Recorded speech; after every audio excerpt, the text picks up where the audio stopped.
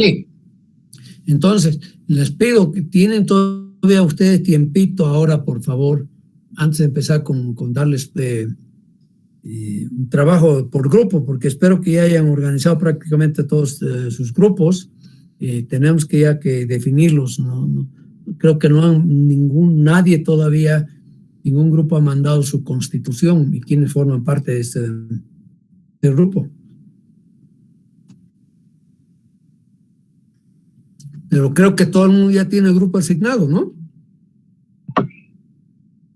Doctor, los grupos ya están en ese Excel compartido. Ahí han subido los compañeros sus nombres en sus grupos. Ya está todo. Ya voy a coordinar eso porque vamos a empezar ya. Una vez tengamos los grupos, vamos a tener ya datos para que empiecen a hacer un pequeño proyecto, ¿ya? Va a ser pequeño, no quiero cargarles mucho. Yo sé que a veces los maletean, yo digo maletear, ¿no? Como cargadores, los tratan dándoles trabajos que no tienen ningún sentido, pero sí tienen que ocupar noches y noches ustedes trabajando, ¿no? Es una lástima, pero es así. Que no aporta nada al conocimiento, al dominio del tema. Lo quieren hacer robots, autómatas. Y yo creo que no es la función, pues, de la universidad hacer robots, ¿no? No, gente pensante, gente crítica, gente analítica. Es lo que necesitamos, ¿no? Es ingeniosa, ¿no? Y no que estés repitiendo como loro, sin pensar y sin comprender lo que está haciendo, llenando un formulario, llenando una tabla, o finalmente llenando un Excel, ¿no? Copiando de otra parte. Está mal, ¿no? Bueno, pero empezamos con lo nuestro, ¿ya? Ahora vamos a hablar, he partido en dos la parte de investigaciones geotécnicas. Uno va a ser ensayos de campo, completar lo que han podido ver en mecánica de suelos 1, mecánica de suelos 2, y tiene que ver mucho con rocas que no han visto ninguna de las dos materias. Y después va a venir otro capítulo o unidad que se va a referir a ensayos de laboratorio, ¿ya? Y todavía no podemos ir al laboratorio, por lo menos para mostrarles que ya antes de la pandemia, por lo menos podíamos ir al laboratorio una mañana para mostrarles algunos ensayos. Somos tantos que no se puede, pues, hacer prácticas propiamente dichas, pero sí tienen que tener por lo menos una noción de que más o menos cómo se hacen las cosas, ¿no? Para poder en la práctica trabajar y hacer todo eso, ¿ya? Entonces, el contenido de esta unidad es una introducción. Vamos a hablar del diseño y planificación de las investigaciones in situ. Considero que es importante porque ustedes van a ser directores, van a dirigir obras, van a dirigir proyectos, estudios. Entonces, tienen que tener algunas nociones sobre cómo se planifican las investigaciones en campo. Hablaremos del trabajo mismo de campo, con el mapeo geomecánico, los afloramientos, cómo hacemos una estación geomecánica en la práctica, que no la vamos a hacer, ¿no? Porque, bueno, con la pandemia todavía es muy difícil. Vamos a hablar aquí rápidamente, no mucho, porque después hablamos más sobre proyecciones hidrográficas, o sea, cómo manejamos información espacial sobre las discontinuidades. Tenemos que hablar un poco de los métodos que usamos en la ingeniería civil ampliamente, que son los métodos de refracción sísmica y la geoeléctrica. Todo esto han visto en la conversación, en la conferencia del ingeniero Ávila, de Diego Ávila Brugde, ¿no? Tenemos que hablar sobre los sondeos, un poco algunas. Aquí me referí simplemente a lo bien esencial, importante que tienen que tomar en cuenta cuando estamos hablando de sondeos a diamantina, sobre todo, ¿no? Que se tiene que tomar en cuenta y hay que observarlos detenidamente cuando se pide que alguien haga. Nosotros no hacemos estos ejercicios, los hacen empresas especializadas, ¿no es verdad? Pero tenemos que aprender a hacer términos de referencia y también a supervisar esa obra, ¿no? Y algunos ensayos que vamos a hacer en el campo, ¿no? Y aquí como tenemos el equipo ahora y estamos haciendo algunos ensayos, hay que hablar del presurómetro, que nos va a ayudar mucho a determinar ese módulo de deformación del macizo rocoso, ¿no es verdad? Que no es la pandemia, no es el todo, pero nos da solidez en las hipótesis, en los valores que vamos asimilando para hacer unos calculitos estructurales de estabilidad y los parámetros de permeabilidad, el ensayo Lugueón. Tenemos que hablar de estos ensayos que nunca han hablado, nunca han visto ustedes todavía, yo creo. En la mecánica 1 o 2 se habla un poco sobre ensayos de campo, pero falta. Eso vamos a completar. Pero antes de ir hacia adelante, si bien esto debería estar en una introducción, creo yo, pero quiero que estén conscientes ustedes como ingenieros, futuros ingenieros, casi ingenieros, de cómo nos movemos actualmente en el país, ¿no? Y cuál es la legislación vigente para generar, para hacer proyectos, para llevar finalmente proyectos a su construcción, después a su operación. Todo lo que es la conceptualización, la forma en que generamos estudios y proyectos para llevarlos a una licitación y a la construcción, todo esto está normado en esta resolución ministerial 115 del 12 de mayo del 2015. Y de hecho aquí nos han puesto todo pata para arriba en Bolivia, porque lo tradicional, lo normal es tener las fases que siempre hemos tenido y que el mundo entero maneja, que es tener un perfil de proyecto, hacemos una prefactibilidad, después hacíamos una factibilidad, tomábamos la decisión en base a la factibilidad para hacer el diseño final, documentos de licitación para lanzarlos a la construcción, ¿no es verdad? Bien, esto nos han modificado drásticamente con esta resolución ministerial, ¿no? Con el argumento de que al seguir la secuencia de que el mundo entero sigue de hacer perfil de proyecto, prefactibilidad, factibilidad, diseño final, lleva mucho tiempo, administrativamente es difícil, es muy complicado, etcétera, etcétera. Entonces han decidido hacer 2 grandes fases, nada más, 2 grandes etapas, perdón. ¿Ya? La primera etapa, que sería una categorización, donde se tiene que producir un informe técnico de condiciones previas, el famoso ITCP, ¿ya? Que es un documento que es avalado y firmado, que quien tiene la responsabilidad es el MAE de la institución, la máxima autoridad ejecutiva, el MAE, gerente general o el presidente de la empresa. Si bien aquí tenemos que tiene todo un contenido que está definido en esta resolución ministerial, el contenido de este informe técnico de condiciones previas. Normalmente aquí ya está el primer gran problema que tengo, y en el campo geotécnico también, porque aquí prácticamente no se hace ningún tipo de investigaciones de campo, ¿ya? Sino simplemente se hace una descripción somera de las necesidades del proyecto, posibles alternativas, cumplimiento de regulaciones sociales, si quieren ustedes, y administrativas.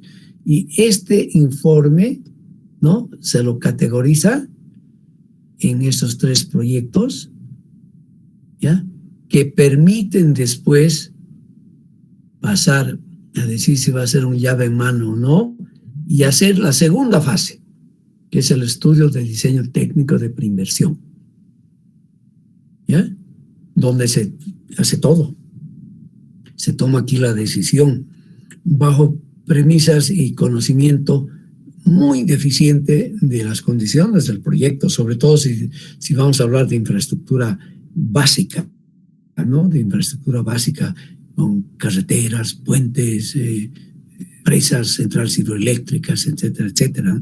Y es verdad un problema serio que hace que se llegue después a empezar con un estudio de diseño técnico de preinversión que tiene todos sus componentes técnicos, económicos, financieros, ambientales, pero que no cubre como antes, como está acostumbrado el mundo y estábamos acostumbrados a hacer un proyecto como tal, ¿no es verdad?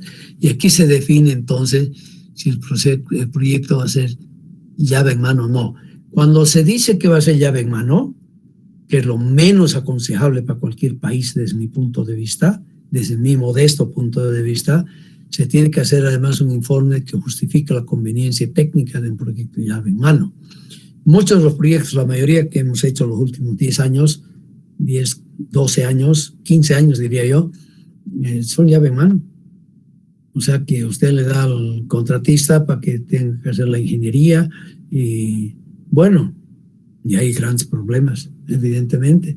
Pues se define un precio que es en base a un estudio muy preliminar, se define el precio, de hecho no sabemos cuánto estamos pagando, si estamos pagando el precio justo, que es muy difícil, ustedes saben que no hay precio justo, es decir, el precio es razonable, ¿no?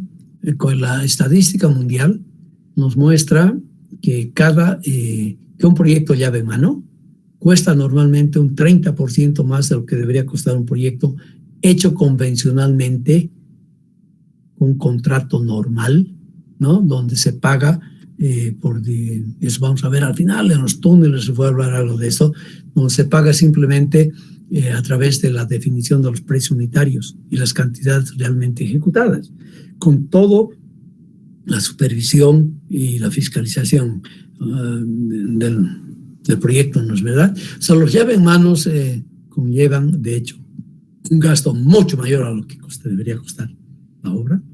Y el caso, por ejemplo, de aquí del tranvía de Cochabamba llamado Tren Metropolitano, llave en mano, con costos estoy convencido que estamos pagando mucho más de lo que realmente cuesta el proyecto, donde la ingeniería la hace el contratista, ¿no es verdad? Y simplemente hay que hacer una fiscalización, un cierto control de calidad por parte del propietario, pero es muy complicado ese esquema.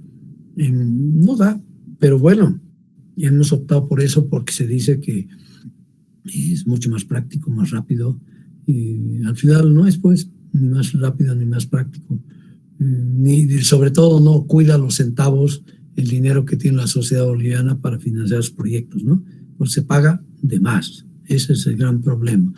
Cuando hicimos yo redacté manual de diseño de proyectos de viales, de carreteras, y escribí claramente en el manual y bueno, y llamaba la atención de que no debemos de optar por ese proyecto llave en mano, pero sin embargo, bueno, hemos estado optando por proyectos llave en mano, ¿no es verdad?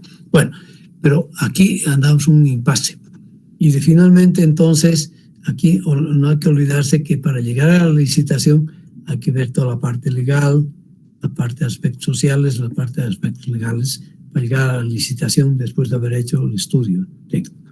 En resumen, lo que tenemos ahora es un informe previo de condiciones técnicas que se dice, bueno, que debe tenerse información primaria, pero no se hace ese estudio, no se gasta ese dinero. Se toma rápidamente aquí la decisión para pasar a un estudio de diseño final, porque aquí estaría el diseño final, ¿no?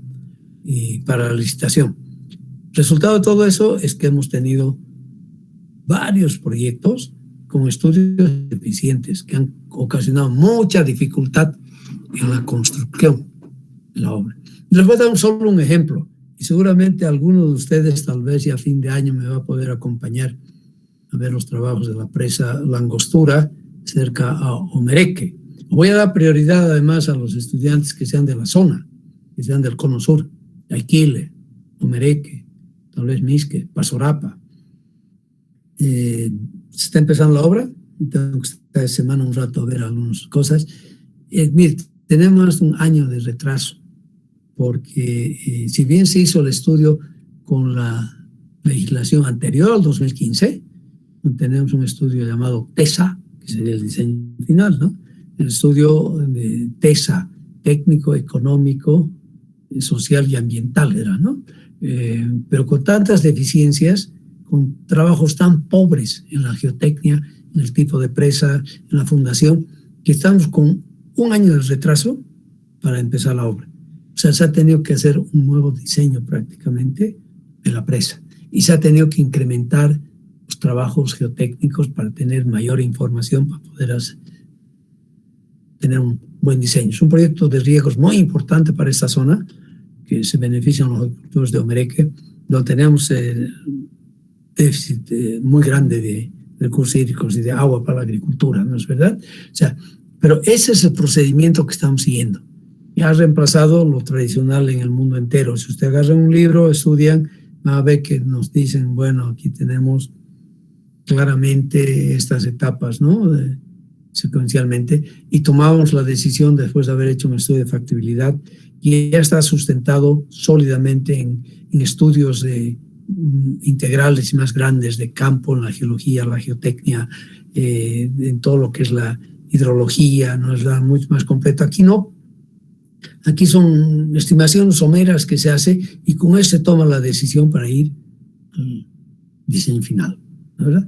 Tenemos problemas, ¿ya?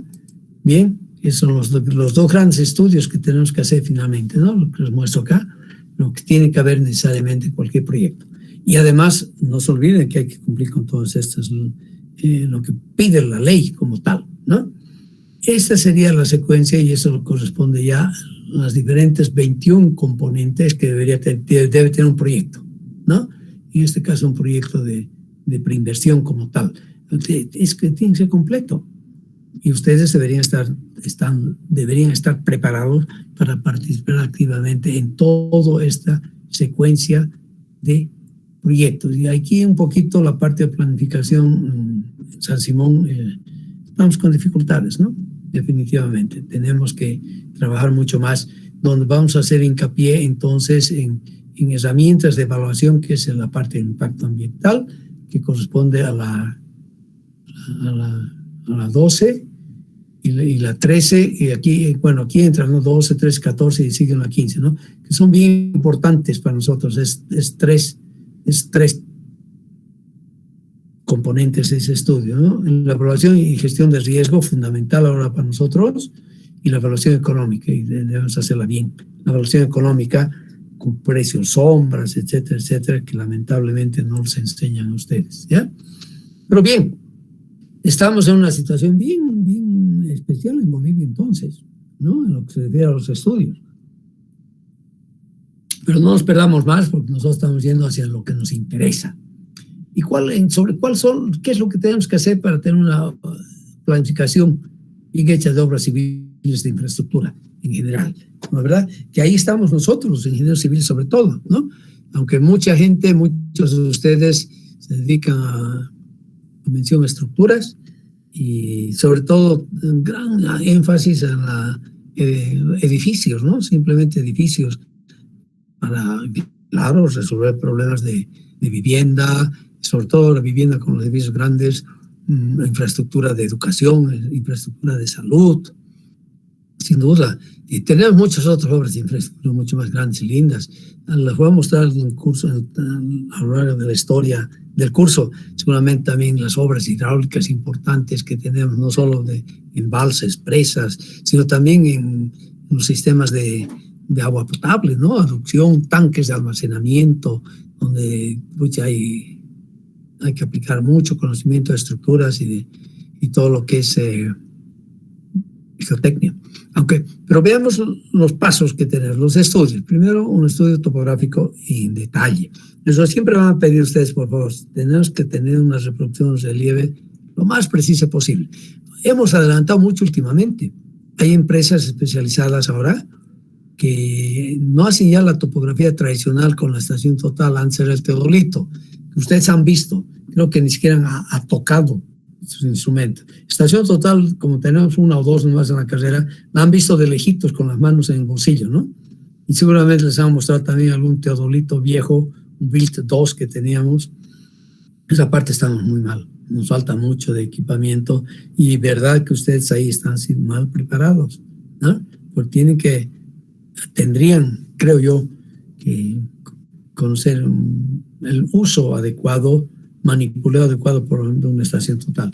Pero es topográfico, sí. Y ahora las restituciones que están haciendo con vuelos en dron, se sacan las fotos en dron a una cierta altura, 50 o 200 metros, y se hace la autorreferenciación, se prepara muy bien el terreno, se coloca puntos de control para los cuales sí se define con un trabajo muy detallado de doble frecuencia, con GPS de doble frecuencia, las coordenadas exactas y se calculan y se marcan en el terreno, y esos puntos son los que nos ayudan a autorreferenciar las fotos y después hacer las restituciones, ¿no? También estamos usando fotos satelitales que no tienen la precisión que necesitaríamos.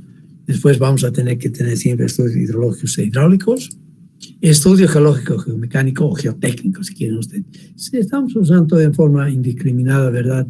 Geomecánico y geotécnico, aunque más se está usando en el mundo ya un poco más el término geotecnia, ¿no? Que involucra no solamente la geomecánica, sino también la parte constructiva, ¿no? La geotecnia es todo, la concepción, la parte teórica, la parte constructiva y también operación y mantenimiento. Pero ese estudio es fundamental para nosotros.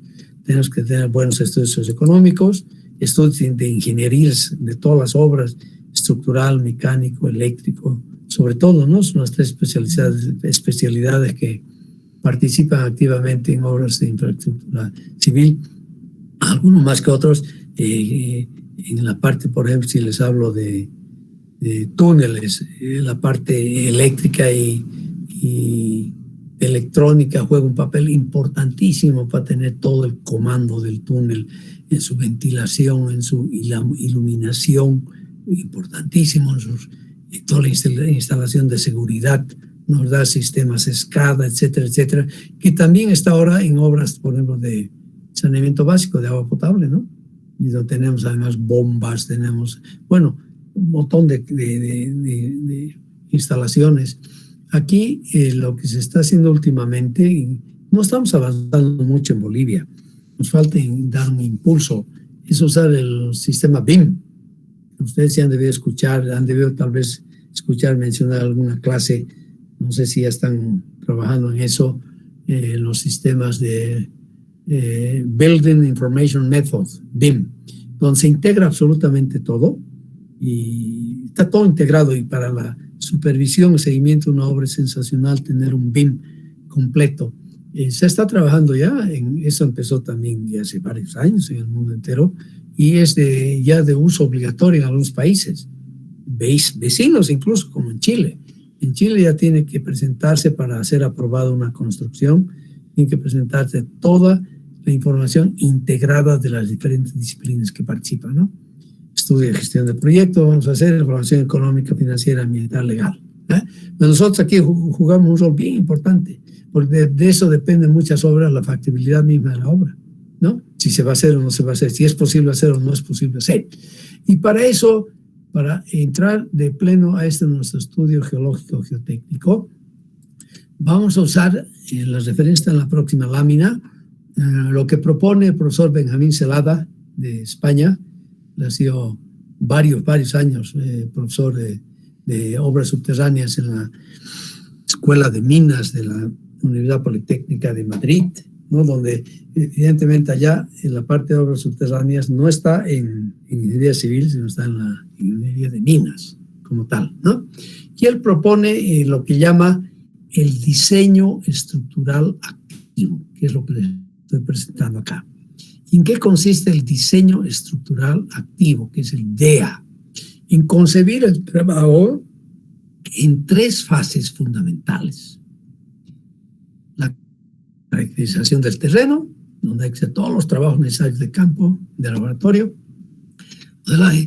el diseño estructural de la obra y la comprobación en obra. O sea, de hecho aquí el primer mensaje que debo darles a ustedes acá es de que una obra civil de importancia, el diseño de una obra concluye cuando se concluye de construir la obra. Porque tenemos que comprobar en obra que todas las hipótesis que hemos hecho, hacer los cálculos de estabilidad, los cálculos estructurales, en base a toda la caracterización del terreno, es correcta. ¿Ya? O sea, tenemos que comprobar, demostrar, si quieren ustedes, que todas las hipótesis que hemos hecho, todos los alcances de trabajo que hemos hecho en la caracterización del terreno son plenamente válidos, porque usted conoce realmente la realidad cuando empieza a construir la obra. Eso nos ha mostrado muy bien el ingeniero Ávila en su disertación, en su conferencia el otro día, ¿no es verdad? Que se ha tenido que seguir haciendo campañas de investigación, porque a medida que se abría, que se excavaba, por una presa muy grande, además la presa de Cehuencas, ¿no? En Ibirizo, 125 metros de altura, se han excavado aproximadamente, si no me equivoco, 30 metros del lecho del río para llegar al plano de fundación de la presa. 20, 30 años. Han visto ustedes una fotito que les mostró, pero no decía nada la fotito porque no había una escala, aunque creo que se veía al final una personita ahí perdida en el monte, perdida en la excavación. Es un trabajo descomunal. Hasta el momento es una obra muy grande, la principal que hay en el país en este momento en obras civiles, ¿no? La presa de Sehuencas, y ahí nos ha mostrado que había que confirmar datos y que nos faltó pues información, nos faltó tiempo, nos faltó dinero en esta primera fase, y se lo está concluyendo aquí durante la fase 3, que es la comprobación en obra, que está tiene lugar durante la construcción propiamente de la obra, ¿de acuerdo? O sea, diseño estructural activo, entonces, vamos en esta fase, en esta secuencia como tal, ¿no es verdad? Para comprobar finalmente a través de las mediciones que hacemos de que nuestra obra y las hipótesis que hemos hecho, los modelos analíticos y numéricos que hemos adoptado y los valores para esos números que hemos definido acá en la caracterización del terreno han sido los correctos. Y si vemos que no coincide lo pronosticado con lo ejecutado, bueno, tenemos que volver para atrás, ¿no es verdad? Necesariamente yo tengo que volver enseguida para atrás, tengo que volver para atrás y empezar nuevamente a cambiar las cosas, ¿no? Y a perfeccionar mi modelo, a perfeccionar ver dónde tengo deficiencias en las hipótesis que he podido hacer. Y dentro de este cálculo, dentro de este trabajo que vamos a hacer para caracterizar, ojo, aquí debo decirles que no he querido cambiar esa idea porque es de Benjamín Zelada. Esto es para túneles, el DEA para túneles. Pero este DEA se aplica a toda obra, gran obra civil, y donde tiene que ver sobre todo la geología y la geotecnia, si quieren ustedes, ¿no es verdad? Porque aquí finalmente dice, acaba con el perfil geomecánico del túnel. Ok, pero yo aquí, si el caso es de, qué sé yo, de un edificio, incluso. Aquí va a acabar, voy a concluir, de eso tenemos que hablar un poquito más, aunque vamos a hablar más en la otra clase de fundaciones. Aquí tenemos que concluir con un señor informe geotécnico, ¿no es verdad? Donde me muestre claramente el perfil geomecánico del terreno, ¿no es verdad? Completamente con todas las unidades geotécnicas y la definición bien clara y concreta de todos los parámetros de resistencia, de deformación y los parámetros hidrogeológicos como tal, ¿no? Pero aquí, de todas maneras, lo que necesitamos, y es general para cualquier proyecto que podamos hacer, vamos a entrar después de la cartografía geológica, vamos a hacer ensayos geofísicos necesariamente, porque con sondeo solamente no resolvemos muchos problemas. Es decir, porque son ensayos puntuales, son muy importantes. Vamos a conocer el subsuelo, porque lo que nos interesa es conocer el subsuelo, ¿no es verdad? Haciendo la perforación a diamantina con recuperación de muestras íntegra, vamos a hacer algunos ensayos en esos taladros, en estos huecos, pero nos falta evidentemente el criterio como para extrapolar esta información, porque lo que necesitamos es conocer el volumen, o sea, espacialmente, la información, ¿no? Y eso lo hacemos nuevamente a través de los estudios geotécnicos, ¿no? O sea, el orden aquí de la ejecución no es el correcto, si quieren ustedes, pero bueno, normalmente eso sí, bueno, en sí es correcto, ¿no? Pero primero hacemos geofísica, en base a la geofísica decimos dónde vamos a perforar y dónde vamos a hacer los ensayos in situ, ¿no es verdad? Muchos de los ensayos in situ, varios de los ensayos in situ los hacemos dentro de los sondeos. Y por eso vamos a hablar todavía en esta clase, entonces, de los ensayos dilatométricos y los ensayos de permeabilidad de Lugueón, que es para rocas. Ustedes han aprendido en el curso de mecánica del suelo en los ensayos de Lefranc, ¿no? Que nos permite deducir entonces la permeabilidad que se va a tener en el terreno, que tiene el terreno, ¿ya? Y finalmente, con estos trabajos de campo, y hoy día vamos a hablar sobre esto, vamos a entrar finalmente a los ensayos de laboratorio, ¿ya? Entonces, diseño estructural activo, y eso es lo que está en la lámina anterior, ¿ya? Esto es lo que vamos a tratar en este capítulo. Después la parte ya correspondiente a túneles sobre todo, aunque también excavaciones superficiales, vamos a entrar a la fase 2 y también a la fase 3, ¿ya? Lo principal entonces, a ver, y esto no nos debemos cansar de repetir, tenemos 3 fases en el día. Tenemos que caracterizar muy bien el terreno con todos los ensayos que podamos hacer de campo y de laboratorio, ¿no? Con todo, para después llegar a un diseño estructural de la obra y después la comprobación de todos nuestros diseños, de todo lo que hemos pronosticado. Ojo, es bien importante. Y que aquí el ingeniero no tiene concluida su responsabilidad. En el momento que hizo un cálculo, un diseño, salió SAP 1000 hojas, se entrega y se acabó el cuento, ¿no? Y si es hormigón, va a entregar la armadura y qué sé yo. Y verdad que nos falta mucho, nos falta aportar al desarrollo de la ingeniería en Bolivia, verificando que las hipótesis que he hecho en mis cálculos son compatibles con la realidad y con el comportamiento que voy a poder observar en la realidad. Es fundamental y tenemos entonces que acostumbrarnos definitivamente, y vamos a empezar a pelear más en haciendo la norma de geotecnia. Por fin aceptaron para que la comisión trabaje en Bolivia. Estamos trabajando hace un año, nos han parado, ahora se está trabajando otra vez en la norma geotecnia, ¿no? En la norma de cimentaciones o de fundaciones en Bolivia, ¿no? Y comprobar. Eso yo creo que esa comprobación es la fase final, la fase fundamental que necesitamos para saber que nuestra obra tiene la seguridad que aspiramos y que hemos afirmado que vamos a tener, ¿no? O sea, el diseño estructural activo, ¿no? Tiene como su segunda es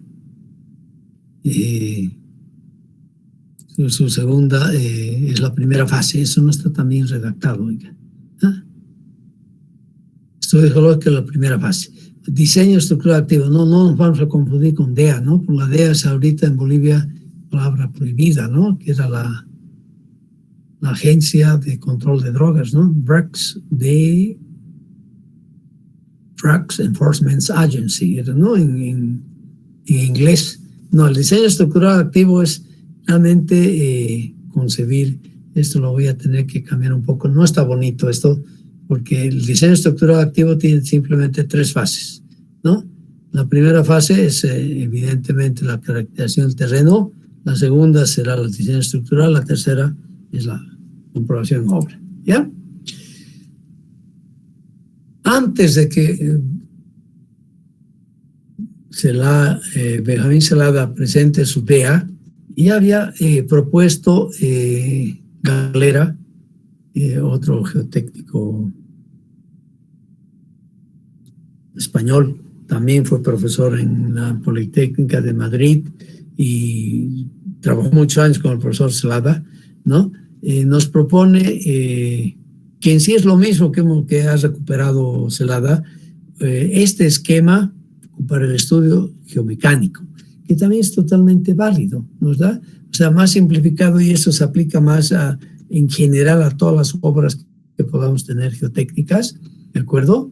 Pero de hecho tenemos diferentes actividades que realizar aquí arriba, como estudios básicos, son estudios también de gabinete y de campo también, ¿no es verdad?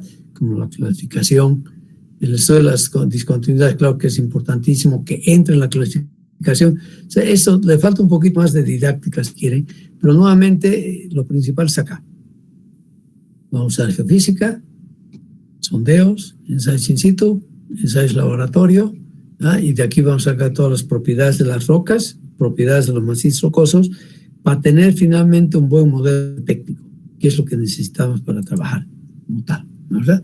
O sea, y para llegar al modelo geotécnico, tengo que trabajar en la cartografía y en la geología como tal. O sea que necesitamos entonces, en esta primera fase, ¿de acuerdo? Todas las actividades necesarias para tener un buen modelo geológico. Y aquí debo decirles, y el geólogo es el que me tiene que decir qué litologías hay, estructuras, datos hidrogeológicos, geomorfología, etcétera, etcétera. Resulta que en nuestro trabajo, para grandes obras de infraestructura, la participación del geólogo es fundamental. No podemos eludir, no podemos no tener la participación de un geólogo en este tipo de proyectos. No sé que es una cosa bien sencillita, chiquitita, en fin, no vamos a tener un geólogo, pero en obras importantes, significantes, el geólogo es fundamental y vamos a trabajar codo a codo, mano a mano con el geólogo. El geólogo, ustedes han visto la clase de geología general ya, es el que me va a describir toda la parte de la litología que nos interesa mucho, ¿no?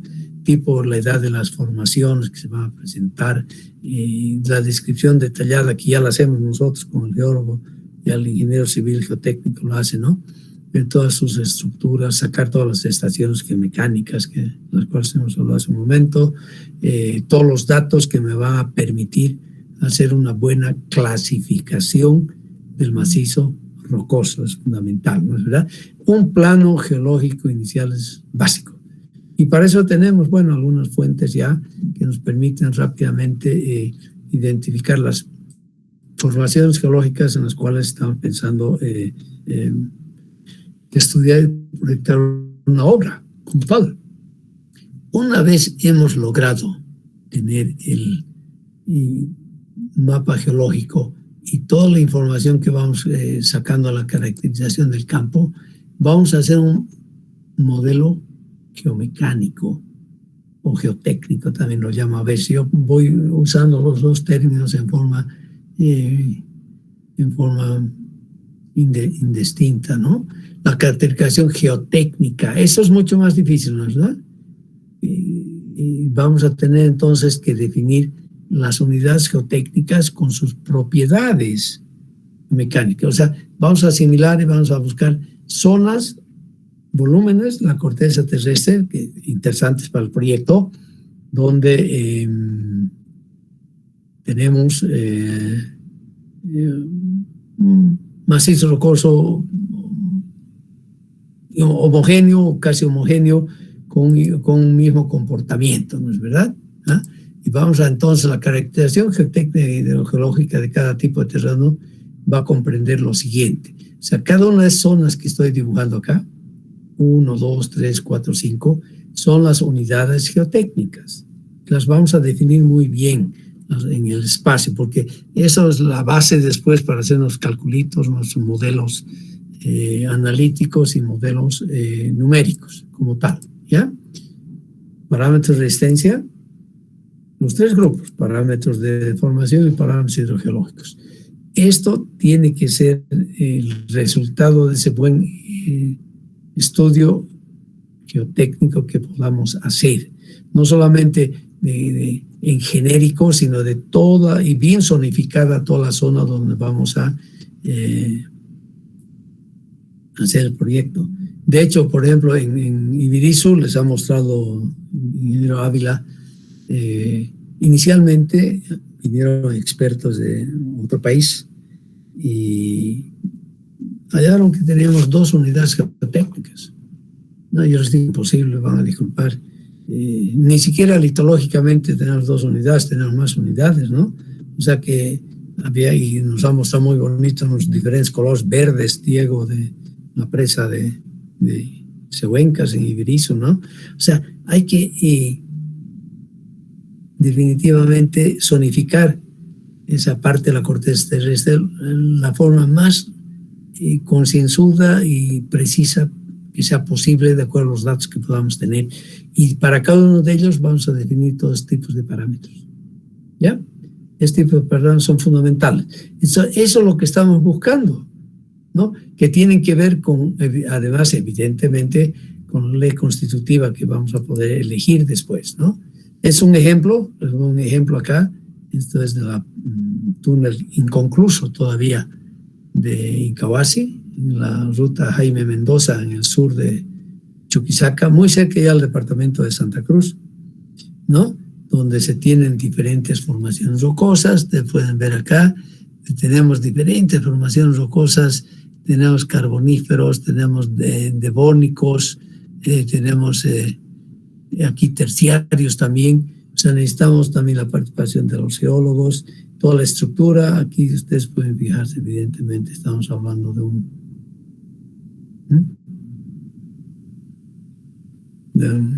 anticlinal, ¿no? Y con sus fallas y todo. Y esa es la parte geológica que nos va a permitir hacer todo el mapa geológico. Una vez hemos hecho todo eso, tenemos que tener un modelo geotécnico de comportamiento, que está en la fase 3, ¿no?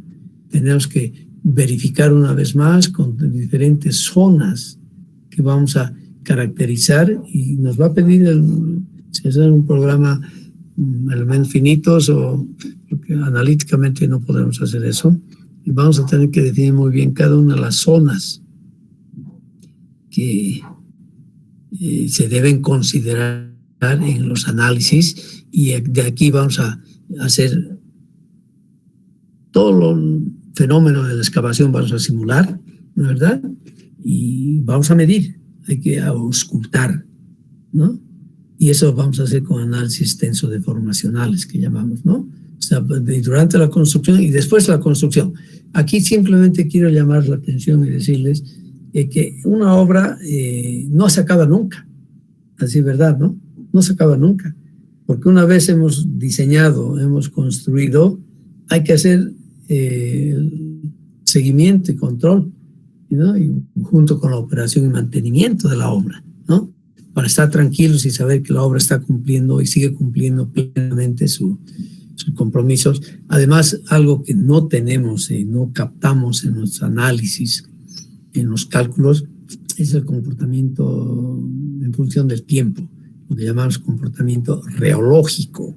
Lamentablemente no tomamos en cuenta, y deberíamos tomar en cuenta, porque cuando hacemos mediciones vemos claramente que hay una variable independiente más en los cálculos, que debería ser el tiempo, ¿no? Tenemos el espacio, el sistema de cartesianos, digamos, X, Y, Z, y además el tiempo, porque las cosas no ocurren instantáneamente en la naturaleza, no son función del tiempo, y considerar esto en muchas obras resulta ser muy importante, ¿ya? Resumiendo, entonces, vamos a hacer todo lo necesario, ¿ya? Y siempre buscando reducir las incertidumbres. O sea, la filosofía grande de diseño de obras geotécnicas es, en cada fase del estudio que podamos hacer, tenemos que ir reduciendo las incertidumbres que se nos presentan. ¿Y cómo usted puede resumir las incertidumbres? Usando toda la cantidad de información que pueda tener, ¿no es verdad? Por eso vamos a primero, cuando empezamos un proyecto importante, carretera, nos va a tocar mucho estar en ABC seguramente, y ver, y todavía nos faltan más carreteras, nos falta mejorar carreteras. O sea, hay harto trabajo todavía por hacer, ¿no? De hecho, nos falta todavía concluir la ampliación de la carretera Caracollo. Bueno, hemos hecho una parte hasta Cochabamba, ¿no? Y al final la idea es que todo La Paz, Cochabamba y Santa Cruz tenga una autopista de 4 carriles por lo menos, ¿no? O sea, hay harto trabajo todavía, vamos a tener, y cada vez se ralentiza, se va posponiendo, se va desacelerando el trabajo porque nos van faltando recursos económicos, ¿no? Bueno, entonces vamos a recurrir primero a recolectar toda la información que creamos disponible para el proyecto, ¿no es verdad? Información secundaria, sobre todo, imágenes satélites, cartas topográficas, IGM, mapa geológico del MIN, que tiene más o menos 1/3 mapeado del país en mapas de escala 1/100.000. El servicio aerofotogramétrico de la FAP tiene información muy valiosa, nos va a ayudar a definir muy bien un proyecto como tal, ¿no? Y todos los estudios que se han hecho en la vecindad, ¿eh? Vamos a tener que considerar eso, ¿no? Una vez hemos hecho todo ese trabajo de recolección, nos hemos ubicado muy bien, claro que ya vamos a ir al campo, ¿no? Y vamos a ir al campo para hacer el mapeo geológico, litológico y estructural detallado. O sea, y descripción del macizo rocoso, y todo esto lo hacemos normalmente allá donde tenemos afloramientos rocosos, ¿no? Donde el macizo rocoso se lo ve claramente, no está cubierto por materiales cuaternarios, ¿no? Sobre todo conubiales, ¿no? Y ahí vamos a definir colocar nuestras estaciones geomecánicas. Donde vamos a tener cartillas, sacar toda la información necesaria que es cualitativa y cuantitativa para hacer la mejor descripción posible de ese macizo rocoso. Y en base a todo esto, claro, vamos a hacer la elaboración de mapas entonces, ¿no? Aunque ya teníamos inicialmente algunos mapas. Y al ir al campo, ya tenemos que tener, evidentemente, papeles. Y si no, papeles, por lo menos archivos en su computadora para poder trabajar sobre ellos, ¿no? Y vamos a elaborar, vamos a introducir toda esta información y definir muy bien entonces las unidades, las formaciones, la litología, etcétera, etcétera. Todo lo que podemos hacer, que todo todavía es superficial, ¿no es verdad? Una vez hemos acabado ese trabajo en el campo, ya nos metemos a trabajar con instrumentos, si quieren ustedes. Lo primero que vamos a hacer, porque de hecho vamos a tener muchas dudas después de haber hecho el mapeo geológico, litológico y estructural detallado y reunir toda esta información, eso nos va a dar muchas dudas sobre el subsuelo. Todavía no estamos hablando del subsuelo, ¿no es verdad? Y es lo que nos interesa. Y con mucho énfasis. Vamos a hacer entonces, ya vamos a definir dónde y cómo vamos a hacer los estudios no destructivos, que son los estudios geofísicos. En la ingeniería civil usamos la geoeléctrica y la refracción sísmica, básicamente, ¿no? Esos son los dos grandes grupos de ensayos que los hacemos rápidamente y nos ayuda a definir indirectamente, desde luego, haciendo mediciones de parámetros físicos, lo que tendríamos en el subsuelo como tal, ¿no es verdad? Una vez hemos hecho todo este trabajo, bueno, siguen teniéndose dudas y necesitamos además verificar, ¿no es verdad? Es todo lo que tenemos en los ensayos geofísicos y ahí pasamos entonces ya a los ensayos que los llamaremos destructivos, que es ejecución de galerías para grandes presas sobre todo, hay que los sondeos a diamantina y hacer calicatas. Claro, las calicatas nos dan un dato de la parte superior solamente nos da, pero totalmente válido, desde luego que es válido también, ¿no? Tenemos que hacer calicatas, ¿no? Y los ensayos in situ. Y vamos a aprovechar normalmente siempre el dedo a diamantina, sobre todo para hacer estos ensayos in situ, porque podemos ir, si tengo un sondeo de diamantina, digamos, en algún lugar de metros, ¿ya? Entonces, ya pues todo eso es metros, que además que cuesta mucho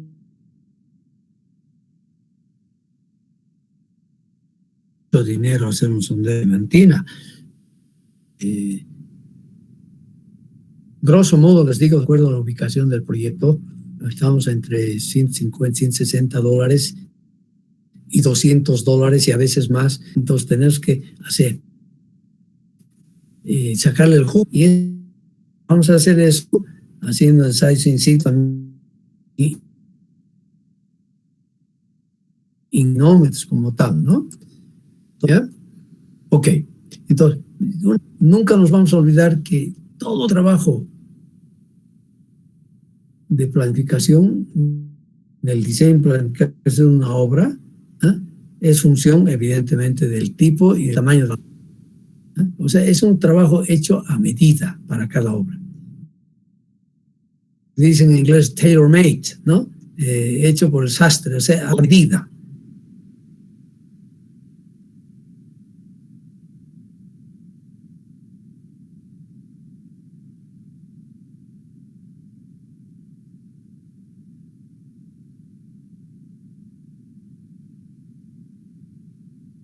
Que revise, para que vea. Y luego estoy leyendo y digo, caramba, esto ya he leído en alguna parte. O sea, todo el procedimiento, los ensayos que habían hecho, etcétera, etcétera. Decían, y hice eso y logré, ¿dónde había visto eso mismo? Correspondía a en la práctica y tiene que haber, pues, tiene que haber principios. valores, ¿no es verdad? Y usted no puede recomendación que viene del Ministerio de Fomento de España para proyectos de túneles, carreteras, por ejemplo, donde me piden por lo menos en el portal de un túnel, en el inicio de un túnel, hacer 2 líneas sísmicas de refracción, longitudinal y transversal. No me dicen qué es longitud, tenemos que definir entonces eso, ¿no? Pero es como alcance mínimo. 3 calicatas, 4 metros por lo menos, y por lo menos un sondeo a diamantino, ¿no es verdad? Dicen, y aquí la referencia acá, el que quiera, esto está en la red, puede dejar y contar. Nos piden entonces, aquí está previendo un túnel, vamos a hacer una línea de refracción sísmica aquí y una línea de refracción transversal suficientemente larga como para penetrar y tener buena descripción de lo que va a ser así su costo, ¿no es verdad? Además, me pide calicantes. ¿Ya? Aquí por ejemplo se han dibujado las 3 calicatas mínimas que se piden. Y además me piden una sonda diamantina. Ojo, cuando hacemos eso importante, anótense bien, porque a veces nos equivocamos. Cuando hacemos un sondeo de diamantina, y vamos a hacer de que las geofísica, sobre todo las líneas de refracción acá, siempre contengan a ese sondeo, ¿ya? Porque aquí tenemos datos muy precisos para hacer la interpretación de la geofísica, ¿no? O sea, no se olviden que finalmente en la geofísica, si hacemos refracción sísmica, lo que voy a calcular, midiendo tiempos y distancias superficiales donde pongo los geófonos,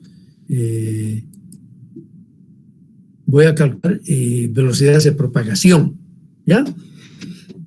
Y ciertos valores, ¿no es verdad? Voy a tener ciertos valores y tengo que interpretar esos valores, para saber qué tengo abajo, ¿no? La primera capa superficial no es ningún problema, la estoy viendo, estoy pisándola. O sea, y no me puedo equivocar en esa interpretación. Pero lo que viene por abajo va a ser más difícil, ¿verdad? Bien, si yo uso la información que vamos a obtener del sondeo de diamantina, he sacado muestras, tengo mis muestras, entonces va a ser una belleza, ¿no es verdad? Porque voy a poder interpretar correctamente esa velocidad que he calculado ahí abajo, y voy a poder decir, y corresponde a este tipo de macizo rocoso, con este grado de fracturamiento, con esta litología, es una arenisca, limolita, lo que sea, etcétera, etcétera. Identifico muy bien como tal, ¿verdad? Claro que tengo ciertos criterios de la interpretación para ir definiendo también esto, ¿no? Que es necesario y vamos a usar. Hay suficiente experiencia mundial, digamos, que nos va a permitir hacer ese tipo de trabajo, ¿no? Pero entonces, resumiendo, una sondeo diamantina debe coincidir siempre con las líneas de refracción que podamos hacer. Y es no solamente, ojo, no solamente vale para portal de un túnel, es en general. Cuando estamos usando el estudio, no voy a poner una presa, no voy a poner un tanque de obra de agua significativo para edificios aquí en zonas planas. También tengo que tener ese mismo cuidado, ¿no? El principio general. Y además, ojo, ¿dónde voy a hacer mi perforación? ¿Y qué profundidad va a tener? Normalmente decimos que la profundidad va a ser un diámetro, por debajo un diámetro, debe llegar sondeo debe llegar a la costa igual a un diámetro por debajo de la solera del túnel, una distancia de un diámetro. Aquí siempre D también. Y mínimo nos piden que esté por lo menos a una distancia de un diámetro también desde la clave de la futura sección que vamos a tener. Son recomendaciones, es verdad. Últimamente, en los túneles que se ha hecho en el sillar, el túnel 1 y 2 que están en el kilómetro 101, y lo que estamos proponiendo, y ahorita les muestro para otro túnel, un estudio para otro túnel en el sur del país, también es recomendable hacer también perforaciones horizontales, que son una especie de espiones, porque eso me sacan, si es de 40 metros, mucha información, todo es largo, de lo que realmente voy a tener y voy a encontrar cuando empiece la excavación del túnel, la excavación subterránea del túnel, ¿no es verdad? Pues entonces, resumiendo, hay guías. Esta guía para los camineros, los que van a estudiar, van a estar en caminos, es bien recomendable porque me habla de todas las recomendaciones para toda la campaña, pero no solamente para túneles, ¿no? También para rellenos, para excavaciones, para bancos de préstamos, en general, cantidades y investigaciones mínimas que debo hacer a lo largo del trazo de la carretera que estoy viendo, etcétera, etcétera. Es una recomendación muy válida que vale la pena que la consulten como tal. En el caso de presas, por ejemplo, tenemos un documento muy interesante. Por favor, bájenselo de la red. Aquí lo único que tienen que hacer es, voy a escribir eso acá, vean por favor, entren y vean SPAN, ¿no? Que es la web de la sociedad, del Comité Español de Grandes Presas, donde se tienen disponible ahora las 10 guías técnicas de seguridad de presas. A los que les interese y vean, realmente son 10 guías formidables y que ayudan mucho, son verdaderos textos no para estudiar de verdad, sino de consulta, que les va a ayudar mucho en resolver muchos problemas. Criterios de diseño para presas, material suelto, para presas de gravedad, presas en arco, control de calidad durante la construcción, avenidas, es decir, riesgos, auscultación de las presas. Son 10 libros y esos eran no tan costosos, pero era muy difícil de obtenerlos. El año pasado hemos logrado hacer un convenio con el SPANCOL y el Comité Boliviano de Grandes Presas. Yo ahora soy el vicepresidente y hemos logrado que se ponga a disposición, no solo para Bolivia, para los técnicos bolivianos, dentro de un marco de colaboración que se ha podido establecer, sino para todos. O sea que todo el mundo puede entrar a la web del SPANCOL y poder tener ese tipo de información básica, que es muy útil para todos ustedes. ¿De acuerdo? Y aquí es un resumen sacado del manual 3, ¿no? Donde vamos a ver, aquí no estamos respetando aquí el DEA como tal, pero sí es fundamental el conocimiento del terreno. Lo básico aquí, aparte de la fase de la vida de la presa, a mí me interesa, es 4 niveles que tenemos acá, ¿no es verdad? Tenemos primero el estudio geológico, regional, estudios previos. Cerrada es lugar del sitio de ubicación de la presa para los españoles, ¿no es verdad? Y todo esto primero está en el estudio de viabilidad y anteproyecto, estudio de soluciones, que eso sería pre y factibilidad, si quieren ustedes. Necesitamos hacer estudios en el campo. Aquí, en el estudio de condiciones previas boliviano, no hacemos nada de esto. Segundo, tenemos que, una vez hemos definido soluciones, estudios, anteproyectos y qué sé yo, caracterizar muy bien el sitio de ubicación de la presa, la cerrada. Y Diego Ávila ha usado mucho el término sustantivo cerrada, ¿no? Que es el sitio de ubicación de la presa. Estudios de problemas específicos. Vamos a hacer todo esto en la segunda fase. Proyecto de construcción. Después, vamos a hacer conocimiento de terreno, estudios durante la construcción, que es lo que nos ha mostrado también Diego. Muy bien, muy bonito. La verdad que se ha tenido que seguir implementando con perforaciones, con geofísica, y en esta fase recién hemos hecho los estudios dilatométricos, la presa de Sehuencas, ¿no? ¿Ya? Y finalmente, bueno, la cuarta, que es el estudio de evaluación, donde en el caso de presas, tenemos que la puesta en carga es cuando ya se empieza a poner la presa en funcionamiento, ¿no? Pero aquí todavía durante los estudios durante la construcción también tenemos que hacer, que no está aquí anotado, pero respeto yo la fuente, es el estudio de comparación del pronóstico con medición real que se ha hecho. ¿Qué significa eso? Que tenemos que instrumentar las fundaciones, tenemos que instrumentar las obras. De hecho, yo les digo, eso es válido para muchas obras. Por ejemplo, en el caso de edificios, y vamos a ponerlo en la norma. Por suerte, estoy en la comisión y me voy a permitir pues, sugerir muchas cosas que creo que se deben hacer, ¿no es verdad? Con esperanza que sean la norma, pues vamos a tener un decreto supremo que va a hacer que su aplicación sea obligatoria en el país. Eso es importante. No va a ser una sugerencia, una guía, norma. Por ejemplo, edificios con más de 4 o 6 pisos, yo soy de la opinión que para dormir tranquilos tenemos que instrumentarlos.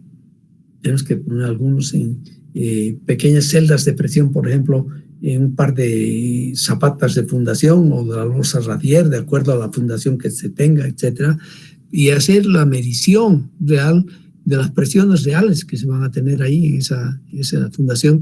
Y vamos a comparar, pues, el valor que se va a medir realmente, que va a ser el valor que realmente está ahí, ¿no es verdad?, con el valor que hemos pronosticado en los cálculos, en los estudios, ¿no es verdad? Y vamos a comparar. Y eso me va a permitir, sin duda alguna, tener un criterio de análisis, de valoración real sobre la seguridad de la obra, ¿no es verdad? O simplemente poner puntos básicos ahí en un edificio, que ahora vamos a ir a edificios 5, 20, 25 pisos, incluso ya han diseñado y se va a construir pronto un edificio de 34 pisos acá en Cochabamba. Oiga, 34 pisos es para un rato para que le tiemblen las rodillas, ¿no? ¿No les parece? Más 100 metros. Que tiene que ser todo muy bien hecho y que todo depende de todo, pues tiene que haber buena tecnología, tiene que haber buena cimentación, buena excavación, buen estudio geotécnico, pero muy bien hecho, tiene que haber un buen control del hormigón, etcétera, etcétera, etcétera. Bueno, controlar simplemente también el comportamiento de ese edificio, ¿no?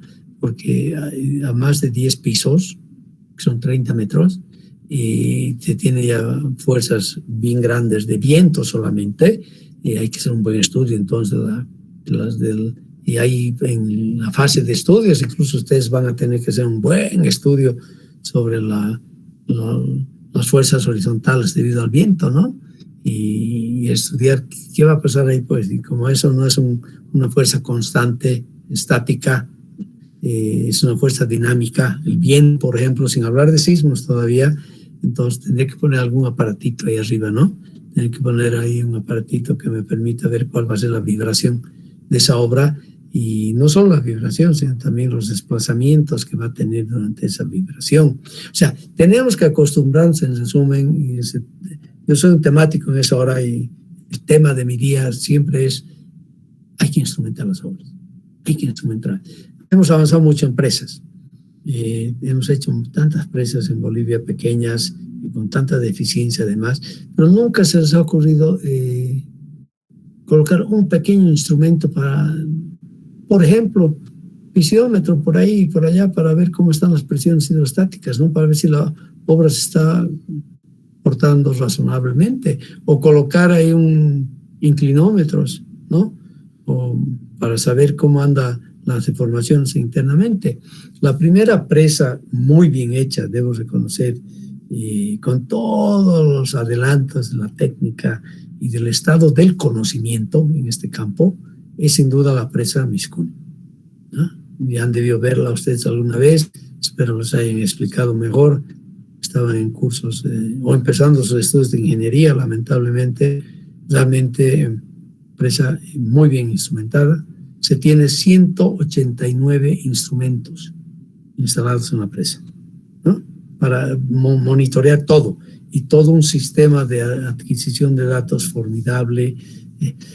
Así se debe hacer. Eso se está haciendo, por ejemplo, con la presa de Huencas, en Ibirizo, sin duda. Estamos avanzando con mucha dificultad, pero estamos avanzando, ¿no es verdad? Esto va a ser finalmente, por ejemplo, el dato que vamos a tener en la cerrada, o sea, en el sitio de ubicación de una presa, ¿no es verdad? Donde se tienen que hacer muchos estudios. Fíjense ustedes, vamos a tener que hacer primero sondeos de reconocimiento, ¿no? Sin duda. Después zanjas y calicatas. En este caso, cuando la obra es bastante grande y en presas, Lo mejor ahora es tratar de agarrar un tractorcito, un D6, un D7, suficiente, y hacer zanjas y estudiar todo eso muy bien, en lugar de hacer calicatas. No sé yo mucho. De acuerdo a la complejidad de la geología que se pueda tener, fíjense ustedes que el geólogo es fundamental para nosotros, ¿no?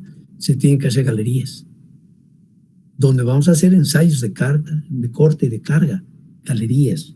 En Misicuna hicimos, en Misicuna se hicieron el año 8, imagínense, estoy hablando del año 72, 82, 84, sí, se hicieron algunos ensayos también por la presa de Misicuna, aunque se cambió el sitio de la presa de Misicuna y finalmente la factibilidad del diseño final se cambió y se cambió el tipo de presa, además de Misicuna. No tiene toda su historia de Misicuna. Vamos a hacer ensayos, pruebas de inyección, y aquí me falta colocar, si quieren ustedes, los ensayos en las perforaciones a diamantina, ¿ya? En los ensayos, en los sondeos del conocimiento, muestra ensayos, diagrafías y qué sé yo, todos los ensayos, todo lo que está en uno acá. Vamos a hacer también ensayos de permeabilidad, sin duda. Tenemos que saber cuál es el grado de permeabilidad para la presa acá, etcétera, etcétera. O sea, fíjense que todo eso tenemos que hacerlo, definitivamente, ¿no es verdad? Y vamos a tener finalmente entonces, cuando tenemos el brazo y tenemos la presa acá, tenemos que hacer un buen estudio. Y aquí, bueno, yo he andado y sigo andando mucho con presas, por eso me permito hablar un poco más de esto y transmitir algunas de mis experiencias, ¿no es verdad? Es que no nos vamos a contentar en estudiar solamente el sitio de presa, ¿no? Es lo que llaman los españoles el sitio de la cerrada, ¿no es verdad? Sino tenemos que ver con mucho cuidado los préstamos, de dónde vamos a sacar el material para hacer, aparte que necesitamos una cartografía detallada, permeabilidad del vaso y del sitio de presa, hay que estudiar con mucho cuidado, estabilidad de las laderas, tenemos que estudiarlas con mucho cuidado. O sea, no es nomás pues concentrarte y estudiar el sitio donde va a estar la presita, ¿no? No, tenemos que ver todo el embalse y con mucho cuidado y con mucho detalle. En este momento, experiencia, simplemente les cuento, presa que está haciendo en Padilla, el sistema de riego. Una presa que va a servir yo que también para dar alguna vez agua potable al pueblo de Padilla. Grandes problemas porque no se hizo un buen estudio de posibles préstamos y lo que identificaron como banco de préstamo para las arcillas, para el núcleo, es una presa de núcleo de arcilla, una presa de material suelto con núcleo de arcilla, ¿no? Y con filtros y con espaldones, etcétera, etcétera. Resulta que la arcilla no es adecuada. Lo que decidieron en el estudio, se ha licitado la obra con eso, y ahora grandes problemas ha habido, lógico, porque la arcilla no satisface las condiciones. La arcilla es lo que llamamos arcilla dispersiva, o sea que nos tiene una posibilidad muy grande de que se tengan fenómenos de erosión interna ahí, porque tiene muchos, ¿no?, cationes, sobre todo cationes de sodio y otros cationes, y significa que la arcilla puede ser fácilmente lavada por el agua que va a saturarse ese núcleo, va a haber presiones, la presión va creciendo y las fuerzas se hacen grandes y puede fácilmente lavarse y colapsar la presa, si quieren ustedes. Vamos a buscar otros bancos de préstamo ya durante la construcción, imagínense. Por eso aquí se decía claramente, creo que aquí les decía, aquí nomás es, ¿no? Tenemos que estudiar muy bien los bancos de préstamo, por ejemplo, ¿ya? Esto es importantísimo. Importantísimo decir, ¿de dónde voy a sacar los materiales para construir mi presa? Y dónde está el aluvial, el coluvium. La prospección de los sitios de préstamo es fundamental. Y tienen que estar lo más cerca posible a la presa, ¿no es verdad? Porque a veces eso decide el tipo de presa que voy a poder usar. Fíjense ustedes lo importante y las implicancias que puede tener el estudio geológico, geotécnico que podamos hacer y que tengamos que hacer, ¿no? Porque de eso va a depender también el tipo de presa y al final la inversión total de la presa y la seguridad de la presa que podamos tener, ¿ya? En túneles, bien importante. Ese ya fue un estudio anterior que lo presenta Celada y Wieniawski, el profesor Wieniawski, hablaré más de él, falleció hace 2 años, aportó mucho en túneles, era del sudafricano, era él. No, estudió en Sudáfrica polaco, ¿no? En este último manual, libro que tiene Celada y Wieniawski, nos indican que para reducir el presupuesto de un túnel, Esos datos son bien importantes, ¿ya? Y aquí son datos de diseño y construcción, además, ¿no? Para reducir drásticamente la incertidumbre, la falta de conocimiento, que va a redundar necesariamente en incrementar el precio de un túnel como tal, ¿no es verdad? Necesitamos por lo menos hacer perforaciones igual al número, a la longitud del túnel, a la longitud del túnel. Ese es el criterio básico.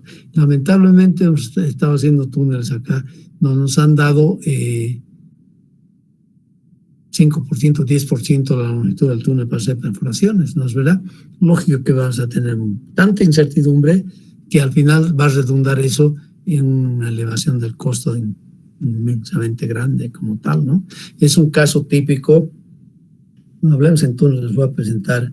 El año pasado en un congreso en el Perú presenté cabalmente el caso del túnel en Incahuasi, que está inconcluso, y mostraba yo donde tuvimos las deficiencias, los problemas en ese túnel, que es ahora inconcluso, pues se acabó todo el presupuesto, nos falta todavía de los 1.200 metros del túnel, nos faltan todavía 200 metros de excavación, pero se acabó el dinero y ahora hay que buscar dinero, están buscando un problemón grande para el país y un túnel que está medio a cero, y está ahí, y hay que acabarlo de vez porque se ha invertido un montón de dinero en ese túnel.